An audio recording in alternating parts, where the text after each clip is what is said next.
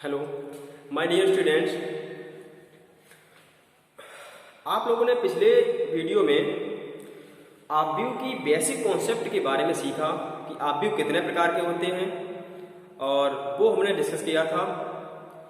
आज हम क्या करेंगे, आव्यूह की संक्रियाएं देखेंगे कि आव्यूह को योग कैसे होता है। दो आव्यूह दिए जाएंगे, उसका योग कैसे होता है, उसका डिफरेंस या अंतर कैसे होता है, किसी कांस्टेंट से एक आव्यूह में मल्टीप्लाई कैसे होता है, गुणा कैसे होता है, उन पर हम चर्चा करेंगे। तो सबसे पहले हम देखते हैं आव्यूहों पर संक्रियाएं। यहां पर सबसे पहले आव्यूह की संक्रिया में एक आता है आव्यूह की समानता। तो सबसे पहले आव्यूहों की समानता, आव्यूहों की समानता हम कैसे चेक करते हैं कि दो आव्यूह, यदि हम मान लेंगे यहां पर माना दो आव्यूह A, B है, जैसे मतलब A, B आपके दो आव्यूह होंगे, ये आव्यूह समान कब हो सकते हैं, हमें ये चेक करना है कि आव्यूहों की समानता क्या होती है, आव्यूह को किस तरीके से हम समान दिखा सकते हैं। तो हमारा जो आव्यूह जो होता है वो समान तब होता है जब इसकी जो कोटि होती है वो समान। सबसे पहले यहाँ पे जो कोट होती है m क्रॉस n जो दी गई होती है वो कोटि m क्रॉस n, ये आपके दोनों पे इक्वल हो, इसका मतलब कोटि ये दोनों इक्वल हो। एलिमेंट भी आपके समान होने चाहिए। फर्स्ट कंडीशन में कोटि आपकी इक्वल होनी चाहिए। फर्स्ट कंडीशन में हम देखेंगे कोटि बराबर होनी चाहिए।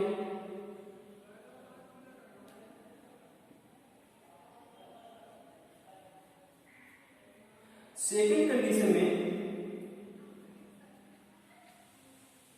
अवयव बराबर होने चाहिए।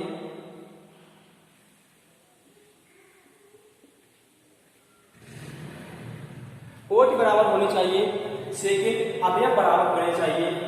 ये अगर दो कंडीशंस यहां पे फॉलो होंगी, वहीं पर हम ये कह सकते हैं कि हमारा जो आव्यूह होगा ये बराबर भी होगा, समान आव्यूह होगा।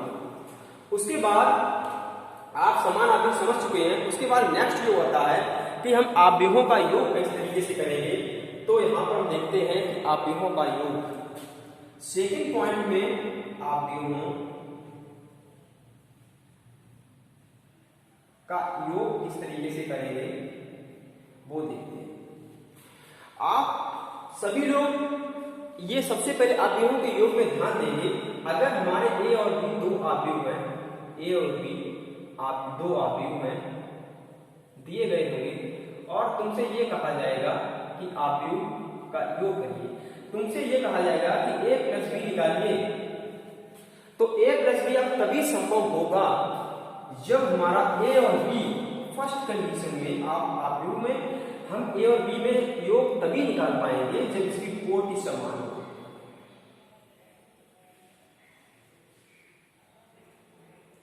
कोटि समान हो, इसकी जब कोटि समान होगी तभी हम क्या करेंगे, तभी हम A प्लस बी निकाल सकते हैं, आव्यूहों का योग निकाल सकते हैं।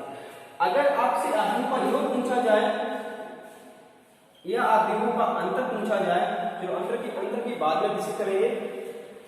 A प्लस बी यदि निकालने को कहा जाएगा तो निकाल सकते हैं यदि कोटि समान होगी तब के लिए। इसमें अवयव समान होना ये मतलब कोई हो भी सकते नहीं हो सकते, उससे कोई दिक्कत नहीं है।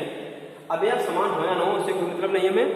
हमें क्या करना होता है, यहाँ पर A प्लस बी निकालना होता है। अगर हम यहाँ पर A प्लस बी निकालना चाहें तो A अगर सपोज एग्जाम्पल में देखना चाहें तो A आपका अगर सपोज 2, 3, 5, 6, 8 यहाँ पे हमने ले लिए हैं। B का हमने पॉइंट ले लिया है 2 माइनस के 3, 4 और 5, ये हमने D के ले लिए एलिमेंट्स। अगर यदि मैंने यहाँ पर सबसे पहले ये चेक किया है कि आव्यूहों का योग तुम तभी निकाल पाओगे जब इसकी कोटि समान हो। तो इसकी कोटि आपकी 2/2 की है तो इसकी भी कोटि आपकी 2/2 की है। 2/2 मैट्रिक्स दिया गया, 2/2 कैसे का, ये जो हमारा होता है वो आपका होता है रो होता है, पंक्ति होती है, ये आपका कॉलम होता है, स्तंभ होता है। ठीक है, अब यहाँ पर A प्लस बी अगर निकालना चाहें तो इस पास पास वाले एलिमेंट्स को जोड़ लेंगे। अगर ए वन वन होगा तो ए वन वन से जोड़ेंगे, ये आपका ए वन वन है, ये आपका यहाँ पे बी वन वन दिया गया है, इन दोनों को ऐड करेंगे तो 2 प्लस 2 ऐड हो गया। एक 5 माइनस के ये 3 दिए गए, 3 ऐड कर लो, 4 से ये 3 ऐड हुआ, 3 प्लस 4 ऐड होगा, और ये आपका दिया गया है 8 और 5, ये 8 प्लस 5 ऐड होगा, ये आपका ए प्लस बी हो गया। और इसे सॉल्व करेंगे तो आपका बनेगा 4, यहाँ पे 2 बनेगा, यहाँ पे 7 बनेगा, यहाँ पे 13 बनेगा। तो a प्लस बी आपका ये निकल के आया कि अगर a और b समान कोटि के हैं तो उन्हें जोड़ा और घटाया जा सकता है। समझ रहे हो? आगे हम देखते हैं आव्यूहों की संख्याओं में। आव्यूहों का योग हम सीख चुके हैं और आव्यूह को समान किस तरीके से दर्शाएंगे, समान किस तरीके से कर सकते हैं, कैसे समान हो सकते हैं आव्यूह वाले, वो देख जान सकते हैं हम। उसके बाद अब आता है आपका नेक्स्ट आव्यूहों का अंतर।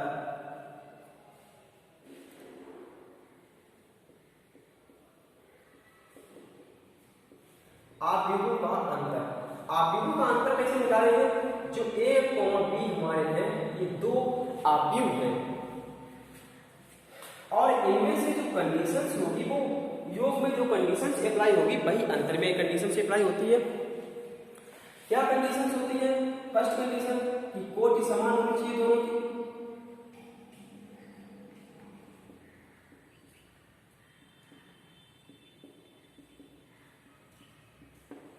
कोटि समान होनी चाहिए।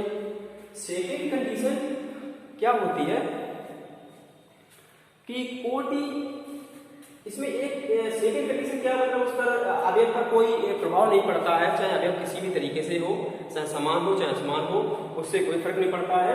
तो हमें मात्र यही कंडीशन याद रखनी है कि कोटि इसकी समान होनी चाहिए, तभी आप इसे आव्यूहों को योग कर पाओगे और उसका अंतर कर पाओगे।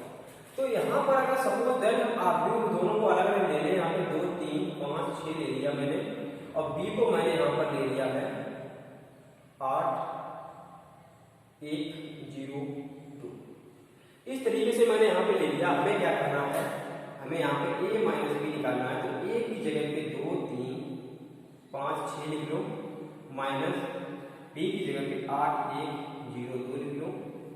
इस तरीके से हमें क्या a माइनस बी निकालेंगे तो ये एलिमेंट इससे घटेगा, 2 माइनस 8 होगा, यहाँ पे 5 माइनस 0 होगा, 3 और 1 को 3 माइनस 1 होगा, 6 से 2 को 6 माइनस 2 होगा। अब इसे हम सॉल्व करेंगे तो यहाँ पे आपका बनेगा जाकर माइनस का 6 प्लस का 5 प्लस का 2 प्लस के 4, ये आपका a माइनस बी बनेगा। और ये भी बात ध्यान रखनी है, a माइनस बी जब बनेगा दोनों 2/2 के जो दिए गए हैं मैट्रिक्स आव्यूह दिए गए, तो लास्ट में जो फाइनल होगा वो भी आपका 2/2 का ही बनेगा। समझ रहे हो? इसके बाद ये छोटी छोटी सी बातें आप लोग ध्यान रखेंगे। इसके बाद में हम देखते हैं आव्यूह, कोई आव्यूह होगा उस पर अदिश का गुणा किस तरीके से कर सकते हैं, कोई अचर जो राशि होगी उसका गुणा हम किस तरीके से कर सकते हैं, तो वो हम देखते हैं। ठीक है,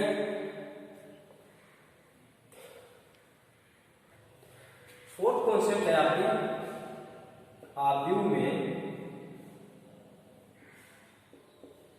एक अदिश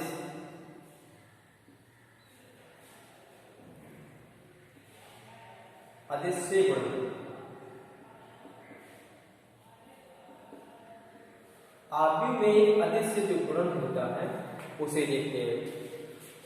अगर हमारा एक आव्यूह दिया गया, आव्यूह ए है, उसके कुछ भी अवयव हो सकते हैं, 2 3 0 5 इस तरीके से अवयव हैं। इसमें किसी भी अदिश का गुणा करेंगे, किसी भी अदिश से। अगर हम कि कोई भी अदिश मान लें, सपोज दैट हमें यहाँ पर 3 से मल्टीप्लाई करना है, मान लो यहाँ पे a का पीस दिया गया है, 3 ये निकालना है, तो हम यहाँ पे करेंगे क्या, 3 2 0 3 5। अदिश गुणक का मतलब होता है जिस अदिश का आव्यूह में गुणा करते हैं वो गुणा तभी माना जाएगा, तभी सही होगा जब आव्यूह के सभी अवयव में उस अदिश का गुणा हो जाए।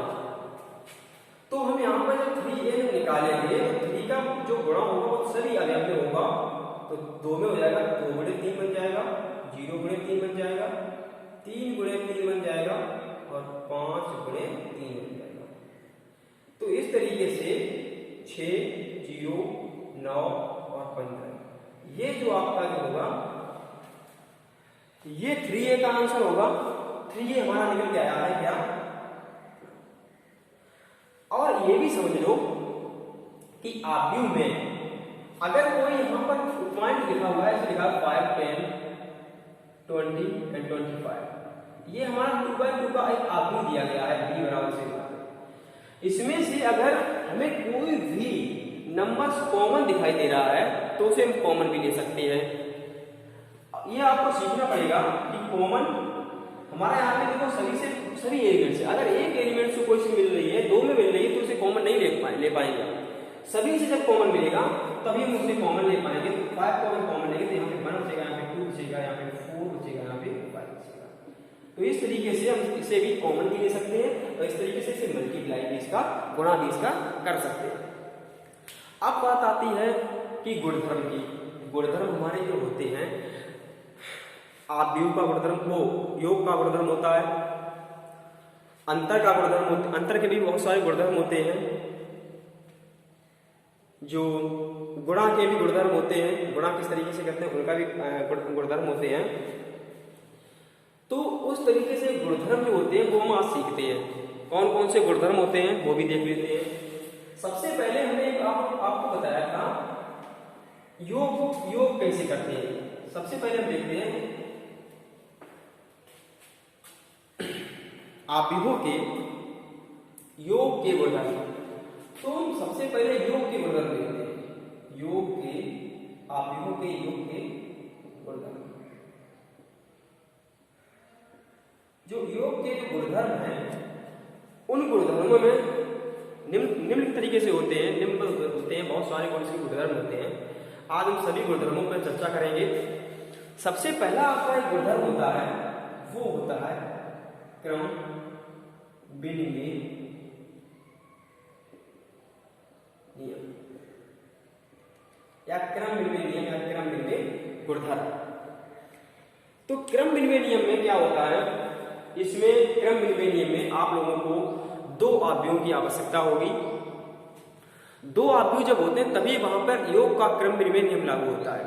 जैसे कोई योग करना है तो आप एक सिंगल आव्यूह का योग नहीं कर पाओगे, जब उसमें 2 आव्यूह होंगे तभी उसका योग कर पाओगे। जैसे यहां पर दिया गया योग का क्रम विनिमय नियम, यहां पर जब 2 आव्यूह A, B हो तब क्रम विनिमय नियम से A + B = B + A, A + B equal आपका B + A। जब दोनों left hand side and right hand side दोनों इक्वल आ जाते हैं तो आप लोग कह सकते हो कि ये क्रम विनिमय नियम को फॉलो कर रहा है। अगर एग्जांपल इसका लेना चाहें तो आपका इसका एग्जांपल हम अगर A बराबर कुछ मान लें, छोटी संख्या मान लें 2, 3, 5, 8 और B बराबर हम मान के चले 1, 0, 0, 2, ये मैंने मान लिया। पहले हम क्या करेंगे, A + B निकालेंगे। तो हम क्या करेंगे, इस आलेख को इस आलेख के साथ ऐड करेंगे तो कितना बन जाएगा 3। 5 को 0 के साथ ऐड करेंगे तो 5 ही आएगा। 3 को 0 के साथ ऐड करेंगे 3 आएगा। 8 और 2 10 हो जाएगा। ये आपका A + B निकल के आ रहा है। अब यहीं पे हम क्या करेंगे, A - B निकालेंगे तो आपका देखते हैं क्या निकल गया। नहीं, B, A - B नहीं, B + A निकालेंगे। सॉरी, B + A निकालेंगे तब आपका बनेगा। अगर हम B + A करेंगे तो 1 से हम 2 को ऐड करेंगे तब भी तुम्हारा 3 आ रहा है।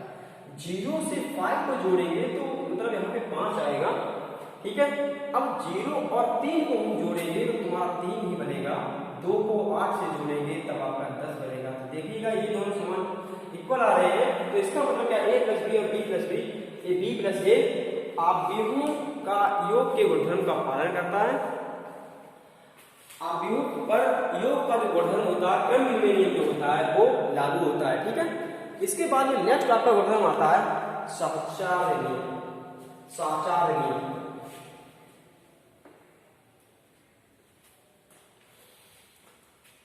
नंबर 2 साचार्य नियम मोस्ट इंपॉर्टेंट है। साचार्य नियम में हमें 3 अवयवों की आवश्यकता होती है, 3 अवयव A, B, C इस प्रकार है कि इसमें साचार्य योग का साचार्य नियम है, ये योग का साचार्य नियम। तो यहाँ पे लिखेंगे A plus B plus C। एक बार क्या करेंगे, A प्लस B को पहले ऐड करेंगे फिर C को ऐड करेंगे योग के साचार्य नियम में। फिर एक बार क्या करेंगे,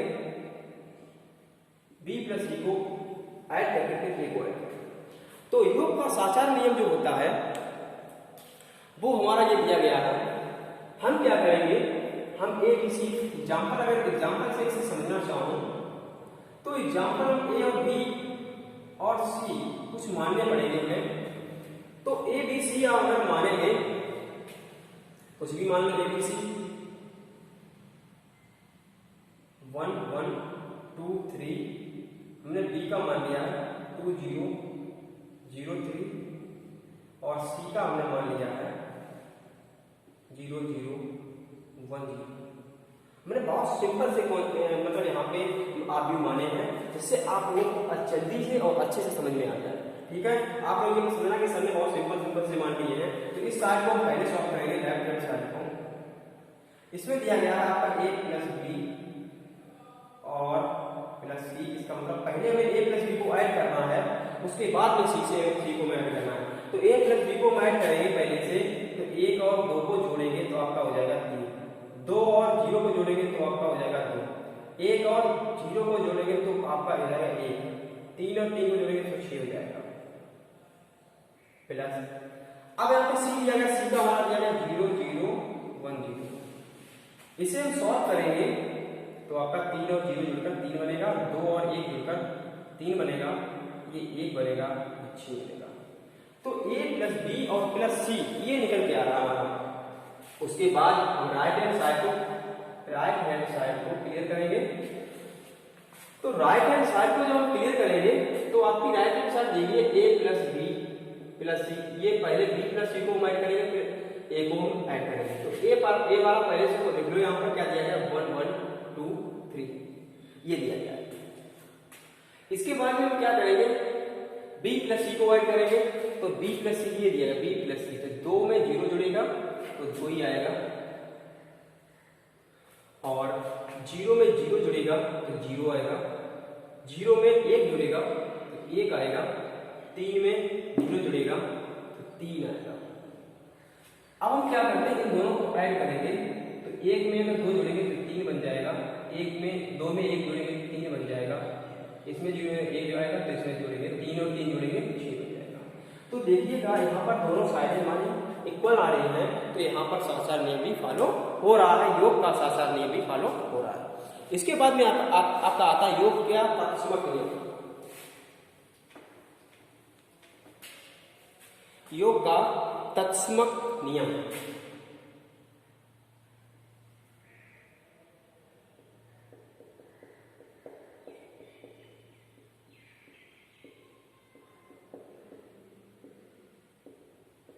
योग का तत्समक नियम क्या होता है? योग का तत्समक नियम वो होता है, अगर दो आव्यूहों को हम ऐड करेंगे तो उसका जो योग होता है, वो एक आव्यूह के बराबर होगा। जैसे यहाँ पर 2 आव्यूह होंगे, एक आपका योग का तत्समक आव्यूह कब होता है, जैसे मान लो एक हमने बी मान लिया और यहाँ पर इन दोनों को ऐड करें तो आपका ए आना चाहिए। तो हम कह देंगे इस आव्यूह का बी जो है तत्समक आव्यूह, इस आव्यूह का बी तत्समक आव्यूह है। ये तभी संभव होता है जब यहाँ पर बी जो है किस तरीके से बन जाए, ये ए का कोई भी मान हो 1 2 3 4 कोई भी मान हो, बी आपका क्या बन जाए 0 0 0 0।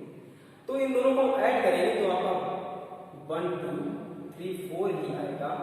तो हमारा जो बी जो है इसे हम यहाँ पर 0 से नोट करते हैं, ओ से नोट करते हैं, वो हमारा यहाँ पे हो जाता है जाके योग का तत्समक आव्यूह इसके बाद में नेक्स्ट आपका आता है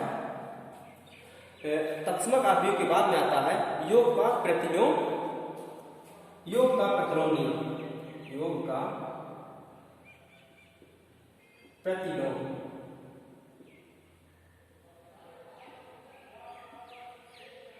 योग का जो प्रतिलोम नियम होता है वो आप सभी लोग जानते हैं, अगर 2 होगा तो उसका प्रतिलोम हो जाएगा माइनस का। इन दोनों को अगर हम ऐड करेंगे तो आपका क्या आएगा 0। आव्यूह का प्रतिलोम आव्यूह वही होता है जो इसे 0 कर दे, जो इसे 0 कर देगा वही आपका योग का प्रतिलोम हो जाता है। जैसे मान लो a दिया गया, a का प्रतिलोम माइनस का a होगा, ठीक है, तो इसे क्या बना देगा 0 कर देगा। तो ये योग का प्रतिलोम नियम a का a एक आव्यूह है, a जब एक आव्यूह है उसका प्रतिलोम आव्यूह आपका हो जाएगा माइनस का a। तो ये योग का प्रतिलोम अस्तित्व कहलाता है। इसके बाद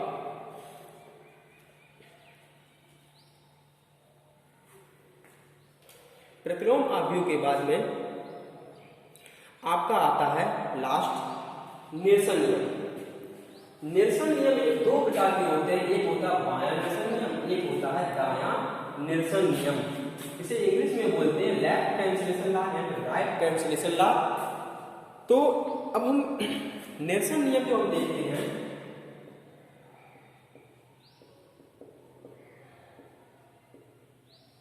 निरसन नियम में एक होता है बायां निरसन नियम, एक होता है दायां निरसन नियम। इसमें क्या होता है, इसमें तीन जो होते हैं, 3 आव्यूह की जरूरत पड़ती है। 3 आव्यूह हमारे लेने पड़ते हैं। 3 आव्यूह हमारे ए बी सी दिए गए हैं। इनमें हम आव्यूह का निरसन नियम लगाएंगे तो यहाँ पर हम क्या करेंगे a plus B equal A plus C. मैंने इस तरीके से लिख दिया है a plus B equal A plus C. अगर हम ये हमारा कौन सा होगा रूल होगा, हमारा कौन सा नियम होगा, देखो राइट से राइट को काट रहे हैं, राइट से राइट को हटा रहे हैं, तो आपका ये हो जाएगा दायां निरसन।